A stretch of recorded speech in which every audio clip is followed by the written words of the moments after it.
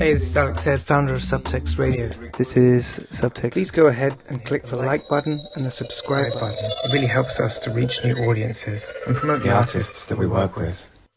Hit like and hit subscribe. Welcome back. Up next we have Ritual Political. This is a program initiated by Sosta. This project, Ritual Political, started at the beginning of COVID-19 to reflect on how the social limitations would affect the cultural and political access in the present and future. Ritual Political is a series of radio rituals that aims to rethink the very tools of communication of our cognitive capitalism, reclaiming technology as space for transformation. Ritual Political identifies in the transmission and amplification of the signal, proper of the radio medium, the possible metaphysical space where to foster a practice of critical awareness, of coming together and healing in times of crisis, of reshaping resilience otherwise by listening. Ritual Political provides an access to a shared temporality generated by listening. By being connected yet separated, practicing ritual making to reintroduce integration and transformation in our lives.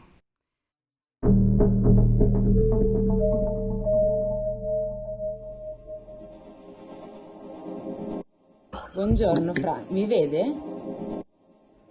No, vedo. And this is Ritual Political by Francis Sosta. Ecco, ora la vedo.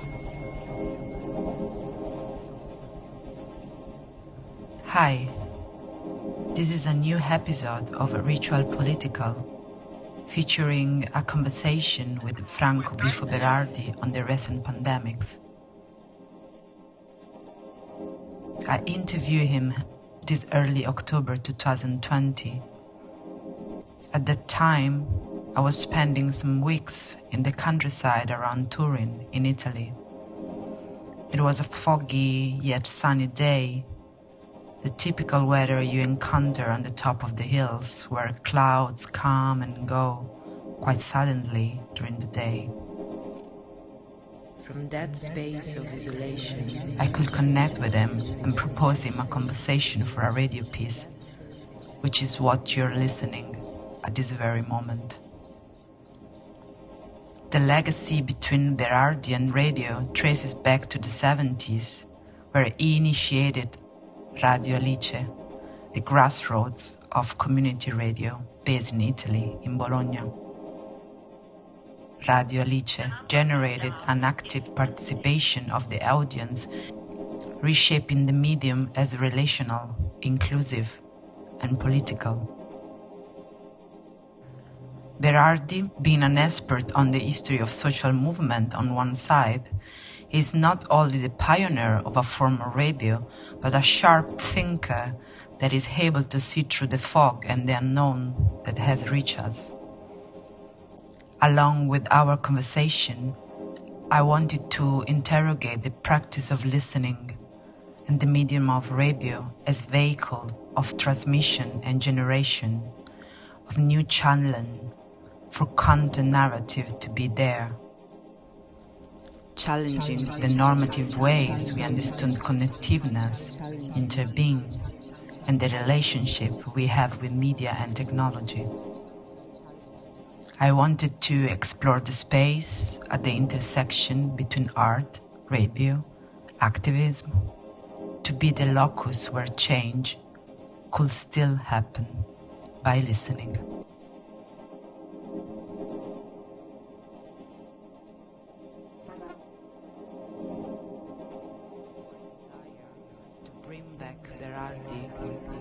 To radio.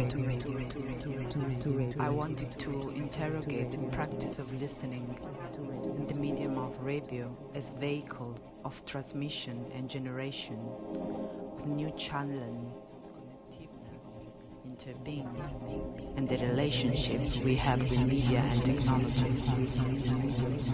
I wanted to explore the space at the intersection between art, radio, activism, be the locus where change could still happen.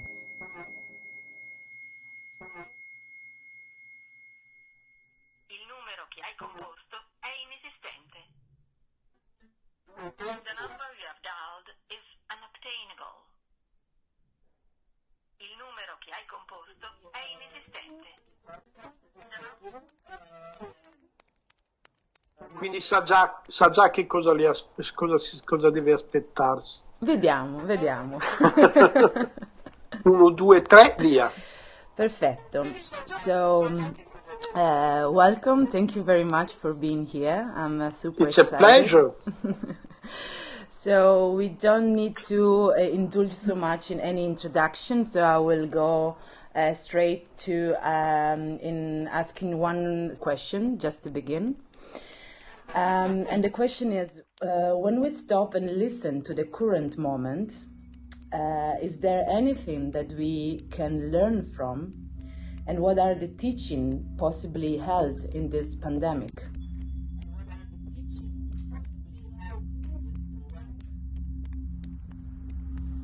You mean, what are the teachings of this pandemic?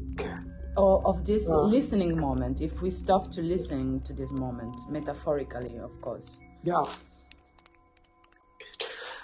Well, the first lesson is, how can I say, retroactive. I mean, that kind of lesson that are useless. We learn what we should have done 40 years ago, 30 years ago, 20 years ago, and 10 years ago. I mean, we learn that the radical movements of the past were right and that power was wrong. Very, very simple to say, but I don't believe that the catastrophic trends that late capitalism has produced, neoliberal capitalism has produced, I don't think that those trends are reversible, especially the devastation of the environment, or the physical environment, and the devastation of the nervous environment, of the nervous system of the humankind. At those levels, we are learning that too late. It's too late. So the main lesson is that it's necessary to think in terms of extinction. Extinction is the most likely perspective for the future. That does not mean that we must prepare for the death of the humankind, but it means that we must learn to think in terms of extreme danger and also in terms of possible frugality, or frugality or death, either frugality or death. That is the simple thing. What means frugality? Frugality does not mean misery, does not mean renounce. Frugality means the ability to focus on the useful side of our relation with nature and of our relation with the other. Useful. It's a very simple word, but it's absolutely forgotten by late capitalism, because capitalism, and particularly financial capitalism, is based exactly on the abstraction, on the exchange value. So useful, concrete is forgotten in the economic space of capitalism. So you see, the lesson that we should draw is that first we must come out from the cultural habit that capitalism has produced in our brain, in our mind, in our lifestyles. Second, we should be able to think in terms of useful, not of economic value. Third, that we should be able, to think in terms of egalitarianism. This inequality is not injustice, it's suicide. This is the lesson that I draw from the pandemics. Thank you very much. You already mostly answered to my second question, but there is still something that I like to share there. So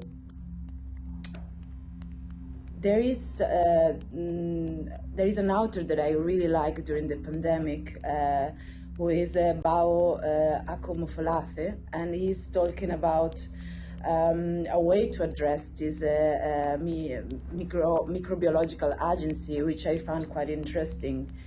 He say that the sound of the non-human, the more than human that have met us, scared us at the beginning, but we might learn how to trust that voice. Because the language of critters is not there to be understood. They speak from the spirit of prophecy. So the prophecy here is maybe what you just said about coming back or changing our trajectory and see different value system coming into the equation. But if this pandemic will hold a prophecy, what this prophecy will be? The one of the extinction?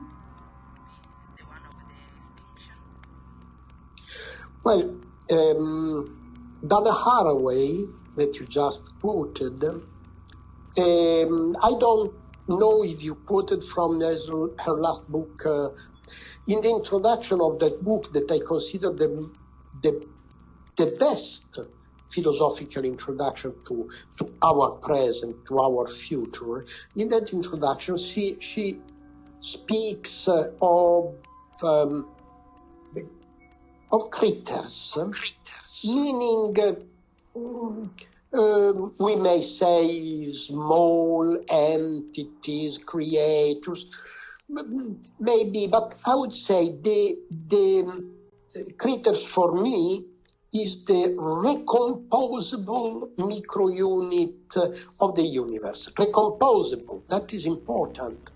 And that means that we are living in this age, we are living the decomposition of modern civilization. That is, from my point of view, that is clear, crystal clear. But the decomposition of the human, of the modern civilization may lead towards different exits. One is an escalation of fear, aggressiveness, and war, panic, in a sort of final stampede. But the other one may be the way that Haraway outlines, which means relax, don't panic, because like writes Carlo Rovelli, the physical theorist, in his beautiful book about time, The Order of Time, he says, every organism is destined to extinction. Also, we as individual organisms, and also we as humankind. So let's try to think in terms of extinction. That will help. Probably that is the only way to escape extinction. But the point is, are we able to do this? For instance, the beautiful introduction to Staying with the Trouble, that introduction has been precious for me, because Haraway says something that the feminist movement has always been very embarrassed to deal with. She speaks of overpopulation.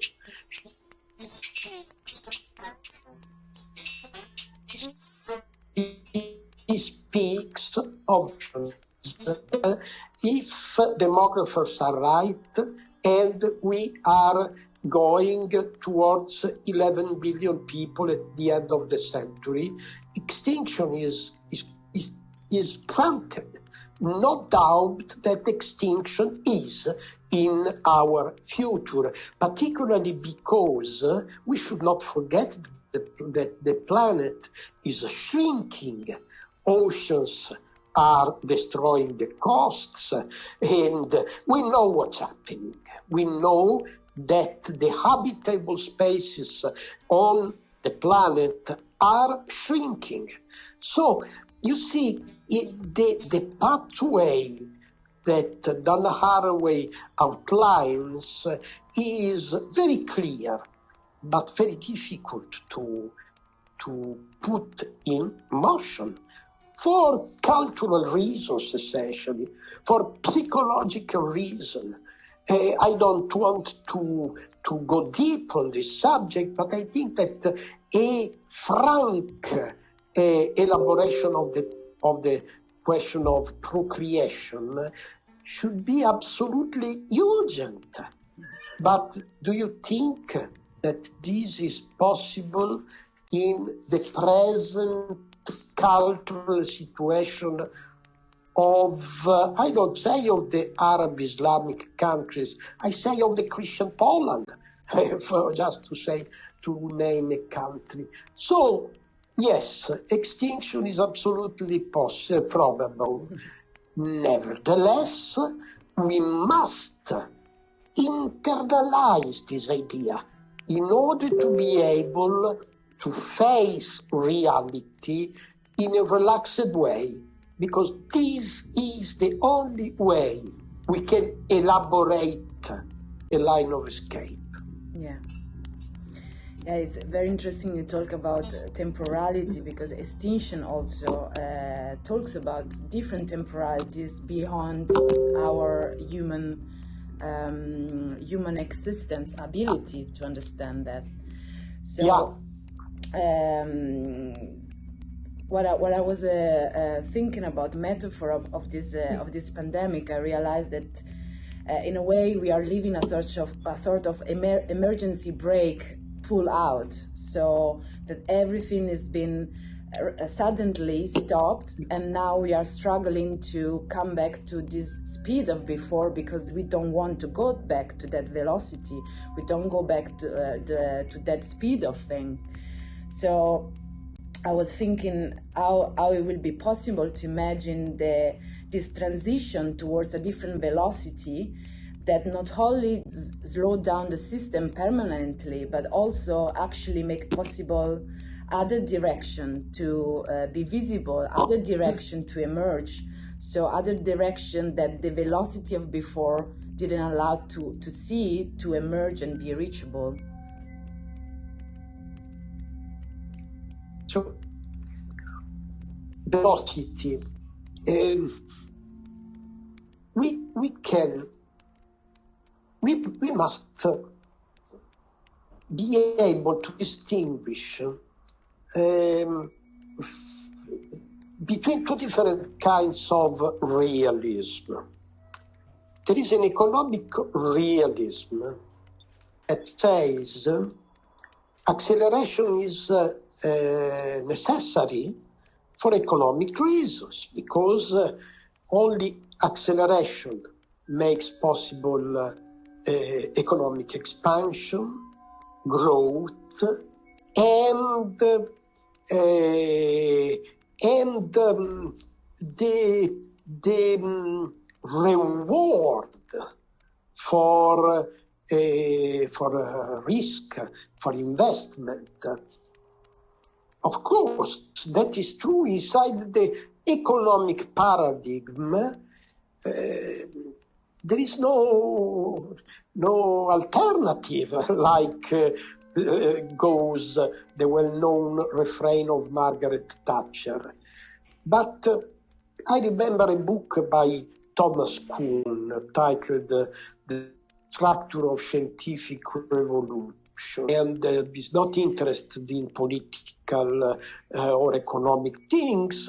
He speaks of the evolution of knowledge. And he says that at a certain point, our mind meets a point of irresolvability of problems. Problems are have no more solution. What happens at the scientific level at that point is that we must change the paradigm. And paradigm means not only the epistemological framework, but also the expectations. What do we expect from science, knowledge, and so on? And also, what do we expect from life? Do we expect more consumption, more richness, more comfort, and so on? If we are expecting that, and well, we are going to die, and that is granted.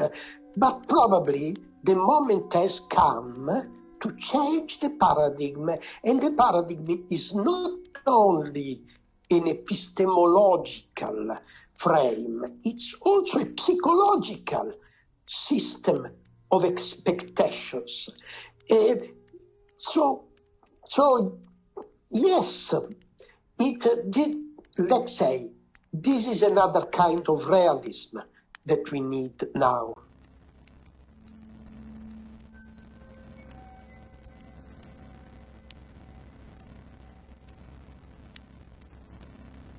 Yes. Yes, no, I'm silent. Maybe I did not answer exactly your question. No, I think it's it's a good answer. I mean, temporalities are always this kind of two layers, in inner world, inner reality, and outer world, outer reality. And I think it's this adjustment, that the readjustment that will create different realities. Let's say that the paradigm, what Thomas Kuhn calls a paradigm, is the internal elaboration of the external temporality. The internal temporality, we may call it expectations, what we expect from the future, and external temporality is the self-feeding global machine. For a long period of time, during the modernity, the two levels, the internal expectation and the external rhythm, have been able to find some compromise and go on. Now it's over. Now this kind of integration has exploded. So we have to change something outside, but the only way to change something outside is to change our temporality. That means our expectations. Yeah. This is quite interesting for me because I guess to change our expectation, it requires also a lot of personal work. And this is maybe the situation where collectively we had this possibility to work on this way. So they consider labor not in the sense of producing, but in sense of personal labor, of transformation of our inner reality. And I guess So with this pandemic came a sort of revival for the supernatural, for the things staying under the realm of the threshold of the visible, because we are dealing with invisible agent.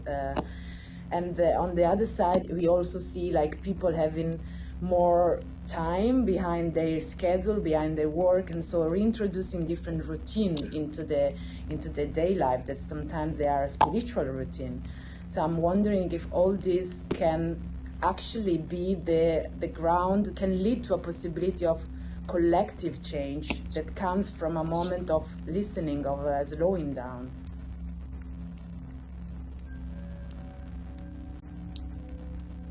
Oh, well, no, I'm trying to find out the question in what you said. Obviously, I agree, but it's not an answer. Can you formulate the question? Of course. So the question will be, in this time of uncertainty and dissolution of a lot of societal parameters, the relationship with the unseen, with what stay under the threshold of visibility, of reality, rituality, can be understood as a tool for resistance in a way, as they reintroduce in our life moment of integration and transformation that are being neglected in our society for a long time. So do you think this might be the blueprint of a new way of understanding spirituality that can also address a sort of political collective transformation? You know, I have always been, and I am, a materialist. So I expect that the philosophical answer to political questions can be found in some space of the material world. What you call spirituality or magic and so on, all these I recognize in the present culture as something that is emerging for many reasons, but I think it's part of a very material level of our existence, which is mind, which is the unconscious. The unconscious, which is not spiritual at all. You may call it spiritual, I have nothing against, but it's not spiritual, it's the more material, concrete thing we can imagine. It's the product of our mind. It's a special elaboration of our mind. Well, the unconscious, which is neglected by political thought, the unconscious is absolutely at the center of the stage in the present crisis. The main problem that we are going to face, in my opinion, is finding good ways, I would say good therapeutic ways to deal with the transformation of the unconscious that we are experiencing these days. For instance, what will be the effect of social distancing, of the interdiction to touch the body of the other in the unconscious mind of people, particularly of the new generation? What is going to happen in sensibility, in the perception of the body of the other for people who know that kissing is forbidden, that approaching the skin of the other is a danger. What is going to happen? We must work on it, because it's exactly in this mutation, in this transformation of the mind, that we can find the energy, the political energy, to transform the outsider world and to transform our lifestyles. Obviously, the future of the unconscious is not predictable. There is no other entity, physical or not physical, no other entity so unpredictable like the unconscious. Nevertheless, as philosophers, as activists, and most of all, as psychoanalysts, psychotherapists, our main task is to imagine the spectrum of possible transformation of the unconscious. I mean, this is the intellectual task that I consider number one in this moment for myself. But I also think that it is very important to imagine what different reactions the social unconscious will have to the pandemics and the effects of the isolation, in order to politically create new solutions, new pathways for the future.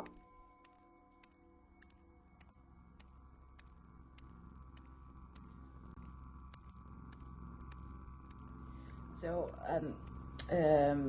I remember there was one article where you were saying that maybe in this moment it's important to see the future not anymore as a space of probability, but a space of possibility. So do you still in some way agree with that? Because I feel like from the beginning of the pandemic for now, there is this shift from something that was supposed to be very transitionary, very temporary, and now we enter in something that is quite established, actually. We don't know if we will get ever rid of it. Well, you know probably La Peste, the Albert Camus. I reread that book that I read when I was a young man. And you know that the main obsession, I would say, of Camus is about the postponement of a possible liberation from the contagion. At the beginning, everybody think that it's going to last a few weeks. Then, little by little, you enter in a new dimension, which is the real suffering of the contagion. Nevertheless, I confirm what I said in the first day, that we must distinguish between the probability and the possibility. I mean, we clearly see, I see and you see, what is happening these days. Inequality is growing. Big corporations are taking over the entire spectrum of our attention.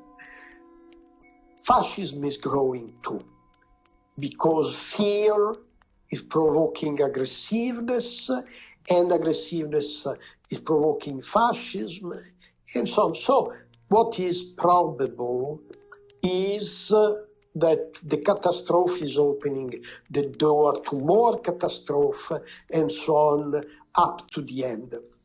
But this is the probability, and we should not fixate with the probability.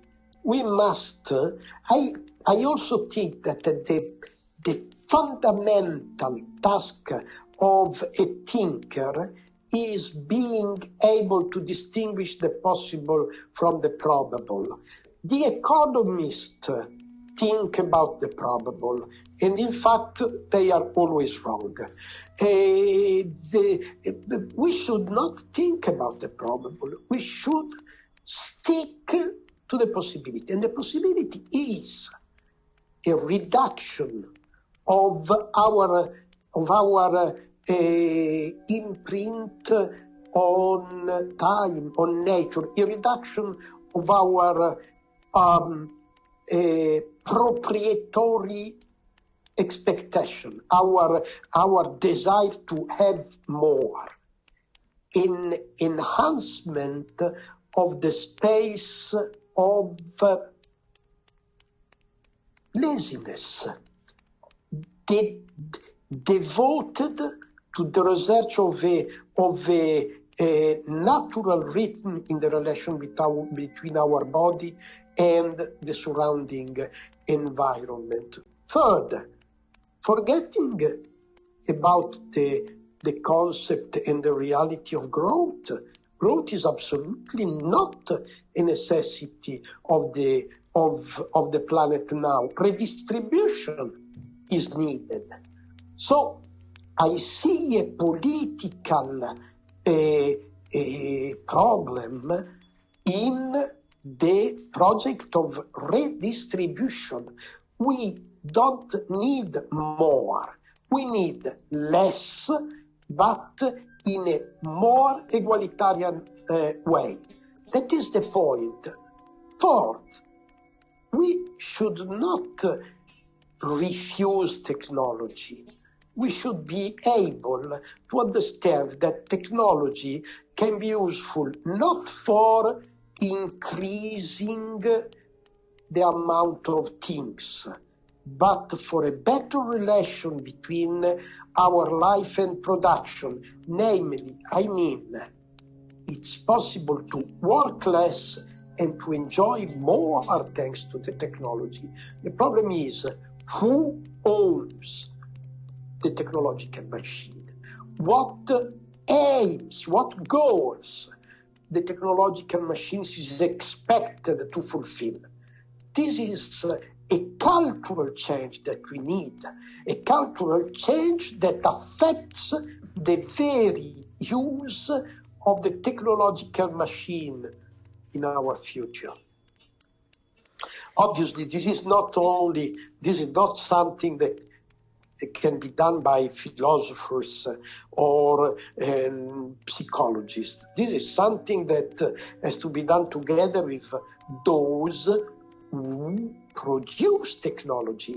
I don't mean Jeff Bezos, I don't mean Mark Zuckerberg, I mean millions of people, programmers, softwareists, hardwareists, people who work in the field of technology. Yeah.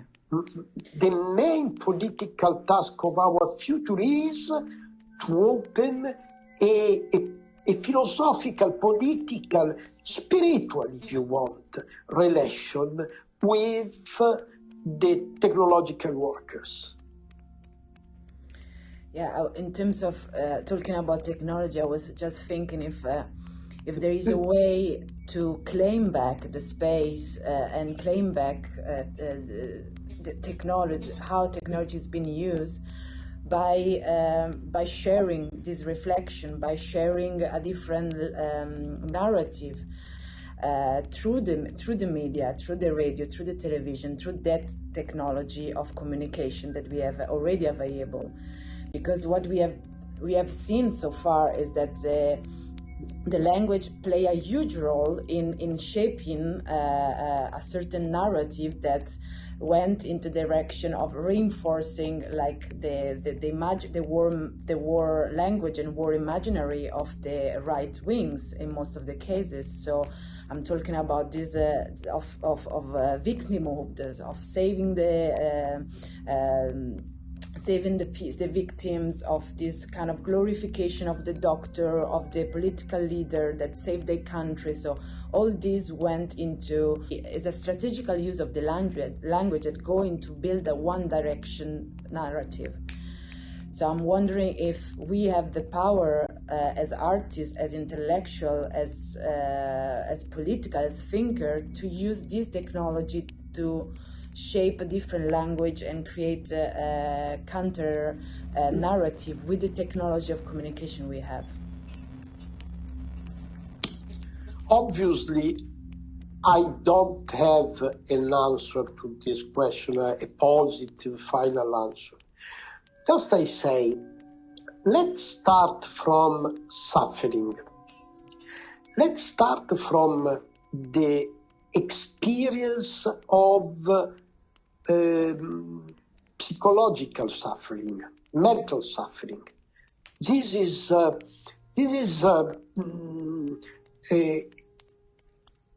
expanding everywhere. You know that suicide has quadrupled in Italy, particularly among people in their from 18 to 29 years. Or panic crisis had exploded in the United States like everywhere. And we can expect a sort of epidemics of depression for the next future.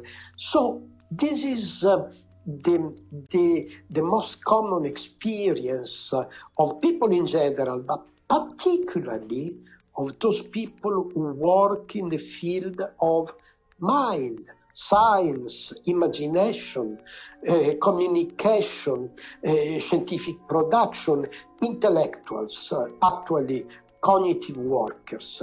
Cognitive workers, those who work in the field of the mind, of the psychosphere, are the most exposed to the effects of suffering that are spreading nowadays. So I think the first act we must do is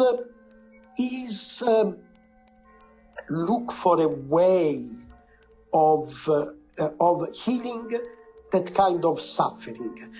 Second and third and fourth and fifth come the other problem. I mean, when I speak with cognitive workers, for instance, with 80,000 people who work for Google, I don't speak about politics or about economics.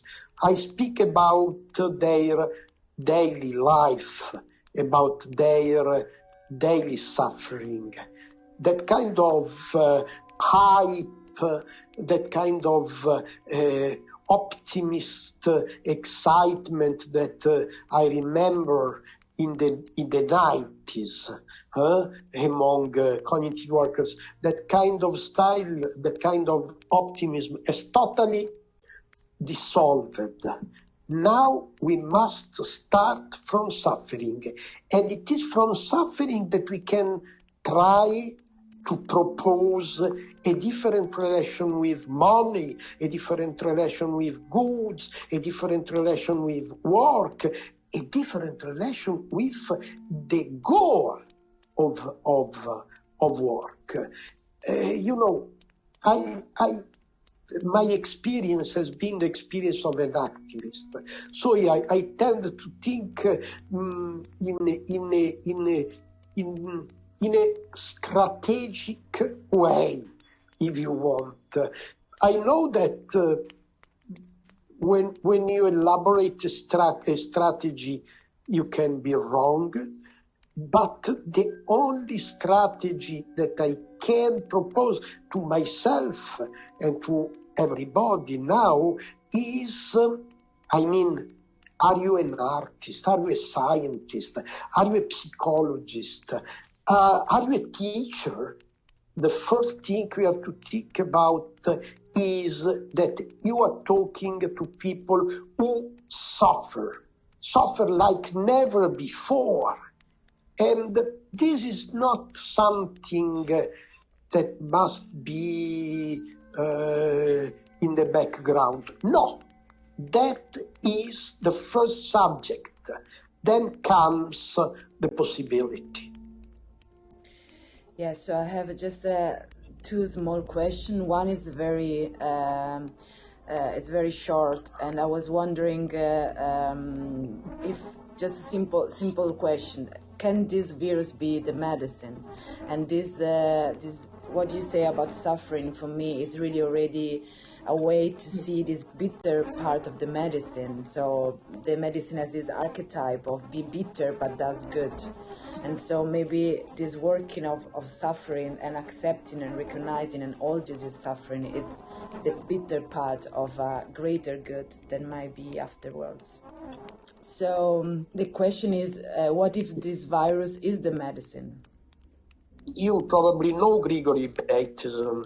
And Grigory Bateson was an anthropologist, but also a psychologist, and wrote a beautiful book titled Steps in the Ecology of Mind.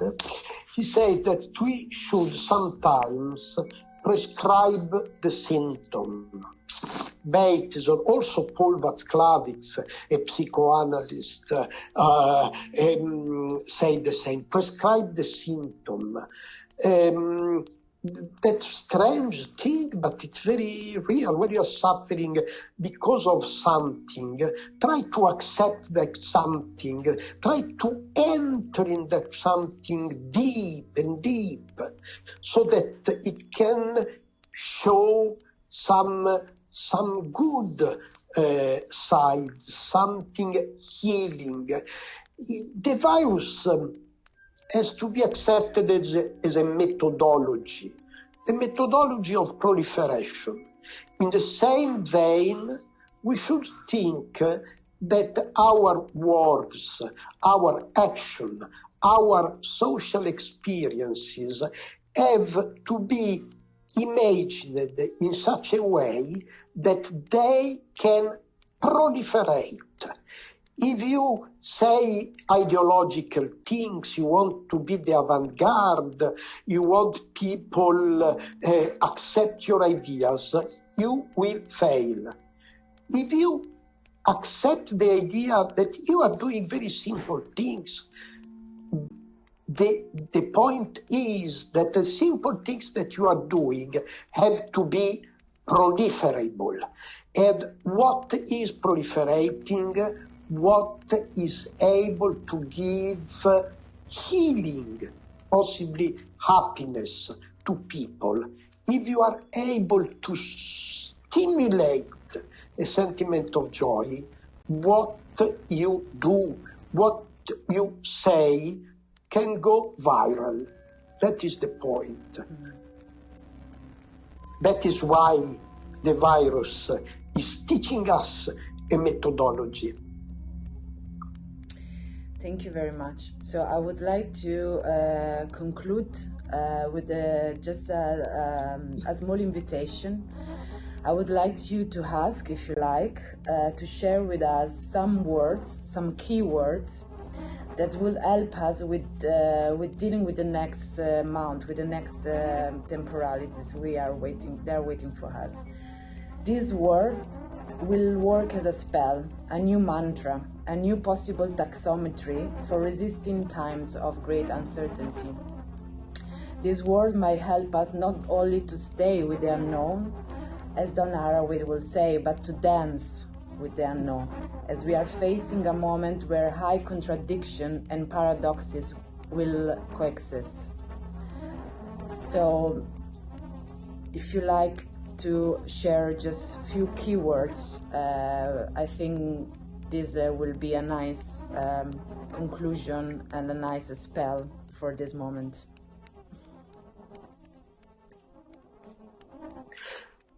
The first word certainly is possibility or possible.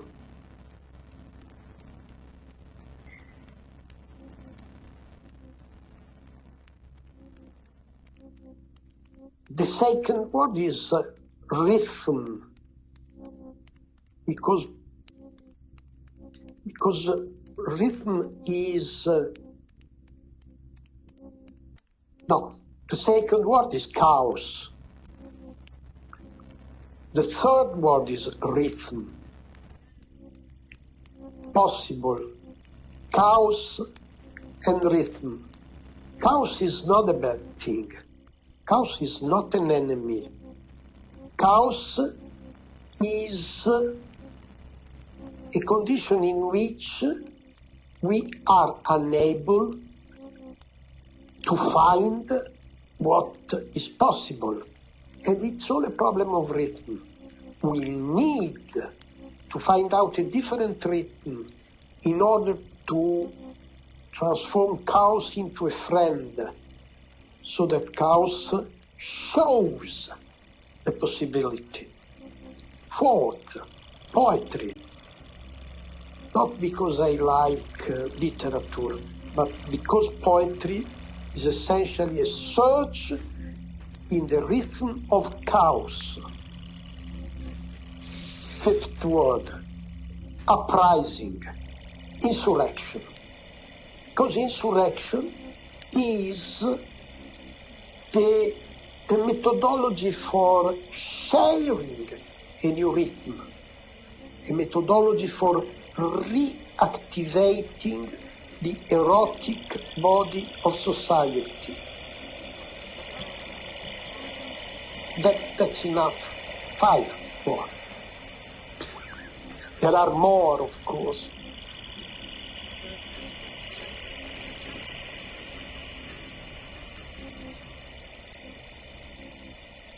Possible, chaos and rhythm. Poetry. Uprising.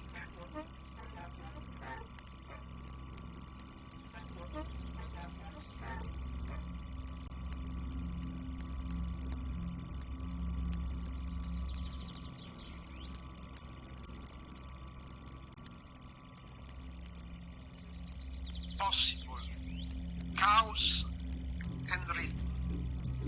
Possible, chaos, poetry. Uprising. Possible, chaos and rhythm. Of creatures. Poetry. Uprising. Elaboration of the external temporality.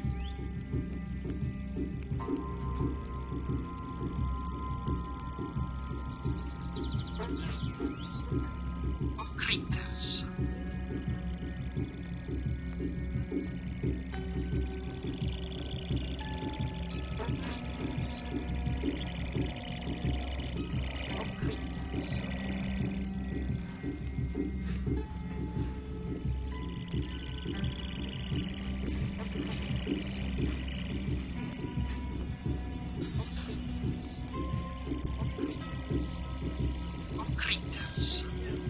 Is the recomposable microunit the external temporalities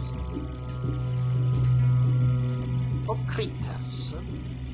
Is the recomposable microunit of creatures.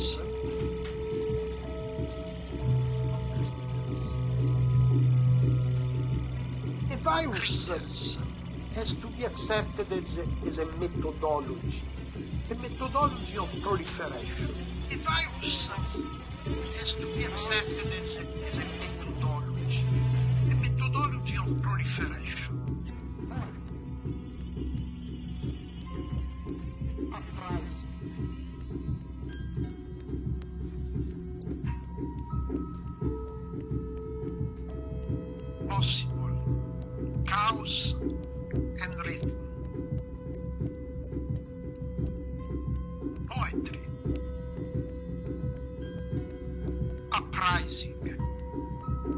possible, chaos and rhythm. Poetry, uprising.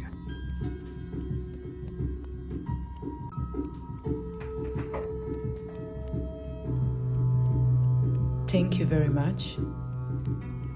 This was Ritual Politica by Francis Sosta, interviewing Franco, Bifo, Berardi on the pandemics, on listening, and on coming together in times of crisis.